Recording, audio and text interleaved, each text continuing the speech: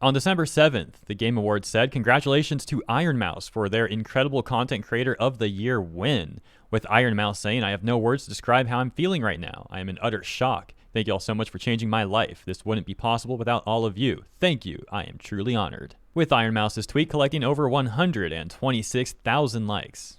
However, not everyone was happy with this news, with one Forbes author writing an article with the URL, "The Game Awards gave more airtime to a VTuber than the labor crisis the industry is facing." Ah yes, because corpo journalists really sound super sincere when they virtue signal about labor issues in relation to a VTuber who has literally nothing to do with them. The Forbes journalist then apparently lamenting about how much airtime was given to VTubers and video games at the Game Awards rather than overseas armed conflicts. Hey, you know what? I think we know a few VTweeters who would probably get along great with this journalist. Skipping to near the conclusion now, the article did get one comment which read, "Pathetic virtue signaling on your high horse." With that Forbes journalist also getting backlash on Twitter and presumably deleting the tweet where they were promoting that article, with the comment at the top reading, "Maybe direct your criticism at Jeff Keighley instead of clickbaiting an inspirational and philanthropic content creator. I'd hope you'd know better that they did her acceptance speech as a pre-record and you aren't helping progress labor rights, taking shots at fellow workers."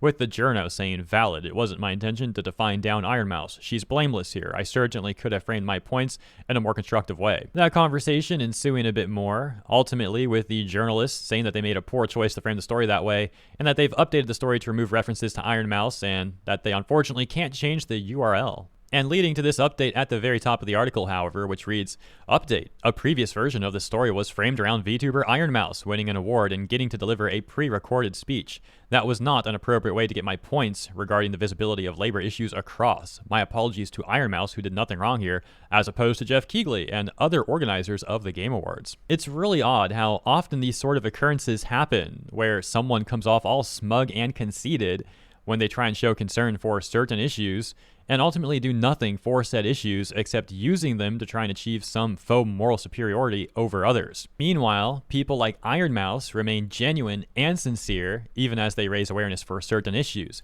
In her case, notably variable immune deficiency, which she and her community have raised over $100,000 for to the Immune Deficiency Foundation. Ironmouse herself having a chronic immune deficiency disease, CVID, where she had explained that her body doesn't make antibodies to fight against infections and viruses, saying that her quote-unquote immune system is made of Swiss cheese, so she needs plasma donated every week.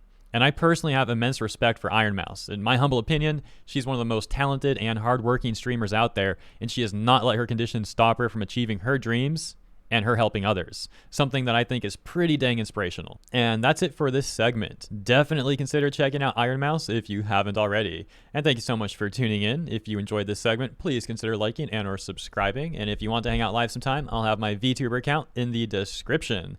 Thanks again for tuning in. I'll see you in the comments and in the next segment. Have a great rest of your day.